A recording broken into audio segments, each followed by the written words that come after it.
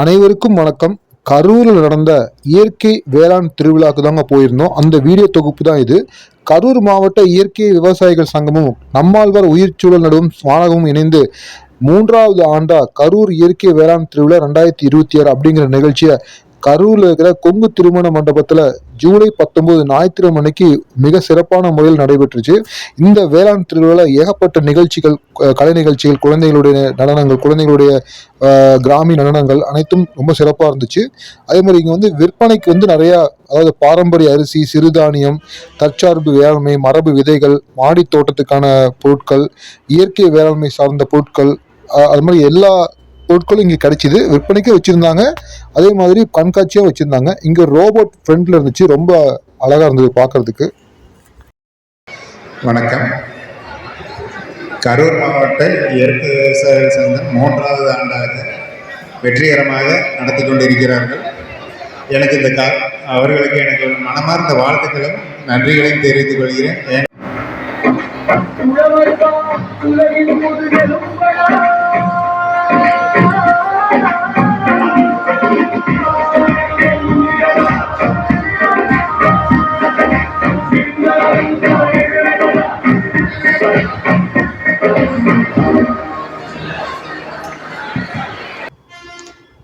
கண்காட்சிக்கு முன்னாலே முளைப்பாரிலாம் வச்சுருந்தாங்க.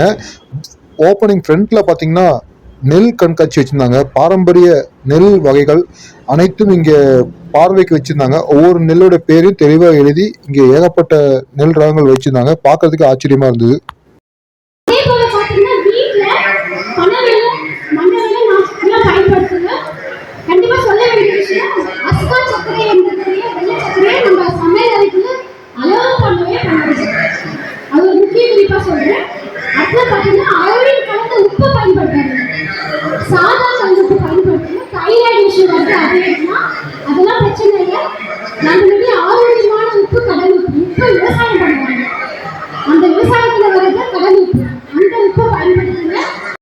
இங்க நிறைய ஸ்டால்கள் போட்டிருந்தாங்க.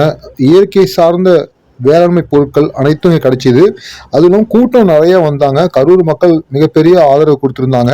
இங்கே மாடி தோட்டம் அமைக்கிறதுக்கான எல்லா உபகரணங்களும் கிடைச்சிது. அதே போல விதைகள், மரபு விதைகள்லாம் கிடைச்சிது. இதுல முதல் ஸ்டால்ல தேனீ வளர்ப்பு பயிற்சி கொடுக்குற நம்ம விஷ்ணு ஐயாவுடைய தேனீ வளர்ப்பு அந்த சம்பந்தப்பட்ட ஸ்டால் போட்டிருந்தாங்க. விஷ்ணு பீ கீப்பிங் ட்ரைனிங் அகாடமின்னு சார் நடத்திட்டு வர்றாரு. அதாவது தேனீ வளர்ப்புல ஆர்வம் இருக்கவங்களுக்கு அவர் மாதம் ஒரு முறை அவருடைய இடத்துல வச்சு ட்ரைனிங் கொடுக்குறது. அதாவது தேனீக்கள் எப்படி வளர்க்குறது, பெட்டியில் எப்படி வளர்க்குறது, எப்படி தேன் எடுக்கிறதுன்னு சொல்லி சுத்தமான தேன் எப்படி எடுக்கிறதுன்னு சொல்லிட்டு நல்லா விளக்கம் சொல்கிறாரு. நான் போனப்போ எல்லாத்துக்கும் தேன் சாம்பிள் கொடுத்து எல்லாம் சாப்பிட்டு பார்த்துட்டு இருந்தாங்க. அவரோட ஒரு சின்ன பேட்டி கேட்டேன். எனக்காக ஒரு பேட்டி கொடுத்தாரு. அந்த பேட்டி இதில் இணைச்சிருக்கேன். அதில் தேனீக்களுடைய நிறைய விஷயங்கள் அவர் சொல்லியிருக்காரு. அது கேட்டிங்கன்னா உங்களுக்கு நிறைய உபயோகமாக இருக்கும். நீங்களும் தேனீ வளர்ப்பில் விருப்பம் ஆர்வம் இருந்தால் விஷ்ணு சாரோட நம்பர் கீழே கொடுத்துருக்கேன். அவர்கிட்ட ஃபோன் பண்ணி நீங்கள் அப்பாயின்மெண்ட் வாங்கிக்கலாம். என் பேர் விஷ்ணு மனோகரன். கரூர் மாவட்டம் செட்டிப்பாளையங்க. நான் கடந்த 10 வருஷமாக தேனீ வளர்ப்பு பண்ணியிருக்கேன். 14வது வருஷம். நான் கிட்டத்தட்ட ஒரு 10,000 பேருக்கு மேலே பயிற்சி கொடுத்துருக்கேன். இயற்கை விவசாயம், தேனீ வளர்ப்பு பயிற்சி கொடுத்துருக்கேன். மாதம் ஒரு பயிற்சி இருக்கும். ஞாயிற்றுக்கிழமை ஒரு பயிற்சி இருக்கும். அதாவது ஒவ்வொரு மாதமும் கடைசி ஞாயிற்றுக்கிழமை ஒரு பயிற்சி இருக்கும். நிறைய பேர் வராங்க, நிறையா ஊர்லேருந்து வராங்க. லாஸ்ட் டைம் கிட்டத்தட்ட 22 டிஸ்ட்ரிக்ட்லேருந்து வந்தாங்க. நல்லா ரிசல்ட் பண்ணுறாங்க. அதே மாதிரி தேனீ வளர்ப்பு ரொம்ப ஈஸிங்க. தேனீ தன்னோட கூட்டுக்கு அச்சுறுத்தல் வரும்போது கொட்டுங்க. கூட்டுக்கு ஏதாவது நீங்கள் அச்சுறுத்தல் பண்ணுவீங்க அப்படின்னு நினச்சிங்கன்னா தன்னோட குழந்தைங்களுக்குலாம் அச்சுறுத்தல் வரும்போது கொஞ்சம் கண்டிப்பாக கொட்டும். அது மழை தேனியை தான் விரட்ட வேண்டி கொட்டும். நம்ம அடுத்த தேனிலாம் ஏதாவது டிஸ்டர்ப் ஆகும் அப்படின்னு தோணுச்சா கொட்டை வந்துச்சுன்னா கூட நீங்கள் தள்ளி போயிட்டீங்கன்னா விட்டுரும். ஆனால் மழை தேனி அப்படி இல்லை. ஒருவேளை கொட்டிருச்சுன்னா அந்த வாசனைக்கு தேனிகளை இருக்கும். கவர்மெண்ட்டில் என்னென்ன டிபார்ட்மெண்ட் இருக்கோ அது மாதிரி எல்லா டிபார்ட்மெண்ட்டும் doctors, engineers, housekeeping, maintenance, அப்புறம் குழந்தைங்களை பார்த்துக்கிறதுக்கு ஒரு குரூப் இருக்கும். ராணியை பராமரிக்கிறதுக்கு குரூப் இருக்கும். கூட பொதுவாக காவல் காக்கிறதுக்கு ஒரு குரூப் இருக்கும். அவங்க தான் கொட்டை வருவாங்க. ராணிக்கு அதாவது கூட்டுக்கு அச்சுறுத்தல் வரும்போது உடனே நம்ம எதிரின்னு நினச்சதுன்னா உடனே கொட்டை வரும். அந்த குரூப் கொட்டும். எப்படி தப்பிக்கிறது சார்? தேன் கூடு இருக்குது அப்படின்னா கொஞ்சம் மரியாதை கொடுத்து கொஞ்சம் பொறுமையாக அந்த தேனி கூடு இருக்கிற பக்கம் கொஞ்சம் பொறுமையாக போகிறது அதெல்லாம் பாதுகாப்பாக போகணும். ஒருவேளை கொட்டை வருது அப்படின்னாலே அதை இண்டிகேட் பண்ணணும். எப்படி கூட்டில் புஃப்னு சத்தம் கேட்கும். சத்தம் வரும். அப்புறம் கலையும் அப்படியே கலையும் போது நீங்கள் தெரிஞ்சுக்கணும். அடுத்தது கூட்டுக்கு மேலே வேவ்ஸ் ஃபார்ம் ஆகும். மணத்தேனி கூட்டு இருக்குன்னு வச்சுக்கோங்க, அப்படியே ஒரு அடைப்பாயிர மாதிரி உடம்புல தேனி எல்லாம் சேர்ந்து பண்ணும். இது அலப்பாயிரம் மாதிரி மேலே கீழே போகும். அந்த மாதிரி போச்சுனாலே தேனி வந்து அலர்ட் பண்ணுதுன்னு அர்த்தம். அதை வந்து நம்ம புரிஞ்சுக்கிட்டு நம்ம தள்ளி போயிடணும்.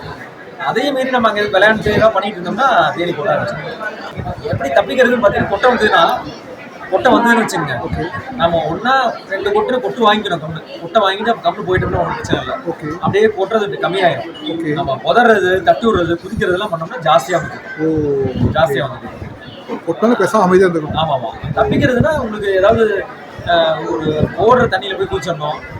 தேங்குற தண்ணியில குதிக்கூடாது. நிறைய பேர் என்ன பண்ணுவாங்க, தேங்குற தண்ணியில போய் குதிப்பாங்க. குதிச்சு மாட்டிக்குவாங்க. தொட்டிகளை குதிப்பாங்க. கிணத்துல தொட்டில எல்லாம் குதிக்கூடாது. ஓடுற தண்ணியில குதிக்கணும். பைப்பை திறந்து விட்டீங்கன்னு வச்சுங்க, நல்லா தண்ணி குடகுடன்னு ஊத்துமா, அதுக்கு அடியில போய் உட்காந்து தண்ணி அடிச்சு போயிடும். விஷம் அடிச்சு போயிடும். முள்ளெல்லாம் பிடிக்கும். அப்புறம் வெளியில வந்தீங்கன்னா ஒண்ணும் பண்ணாது. அப்புறம் ஏதாவது இருட்டுக்குள்ள போயிடும். இருட்டா இருக்க இடத்துல போயிட்டீங்கன்னா தேனி உள்ள வராது.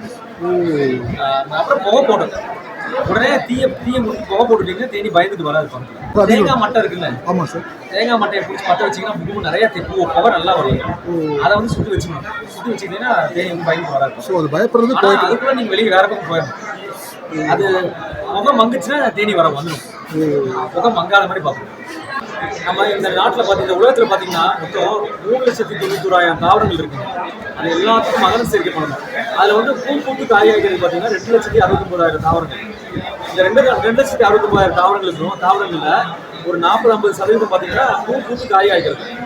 அதில் 80% நம்மளுக்கான உணவு கொடுக்குறது.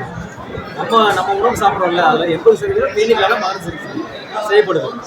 ஸோ அந்த பூவில் வந்து காய் உருவாகும்னா தேனி வந்து மகரந்த சேர்க்கை நடந்தே ஆகணும்.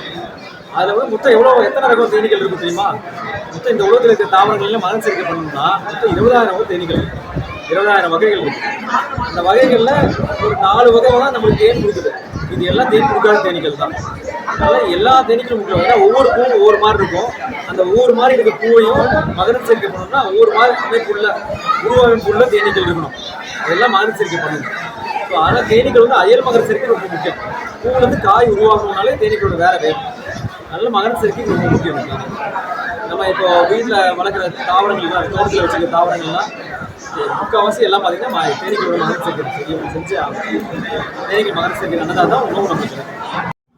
இதுக்கப்புறம் வழக்கம் போல விவசாய உபகரணங்கள், விவசாய மருந்து பொருட்கள், அந்த மாதிரி எல்லா விவசாயிக்கு தேவையான எல்லா பொருட்களும் இங்கே ஸ்டால் போட்டிருந்தாங்க. அது என்னால் முடிஞ்ச விட இந்த வீடியோஸ் நான் எடுத்திருக்கேன். வீடியோஸ் பார்த்துட்டு உங்களுக்கு உபயோகமாக இருந்ததுன்னா யூஸ் பண்ணிக்கோங்க. இந்த விவசாய கண்காட்சி பொதுமக்களுக்கும் விவசாயிகளுக்கும் அனைத்து தரப்பு மக்களுக்கும் ரொம்ப ரொம்ப உதவியாக இருந்துச்சு. இதை ஏற்பாடு செய்த வானகம் அந்த நிறுவனத்திற்கு, அந்த அமைப்புக்கு என்னோட மனமார்ந்த நன்றியை தெரிவிச்சுக்கிறேன்.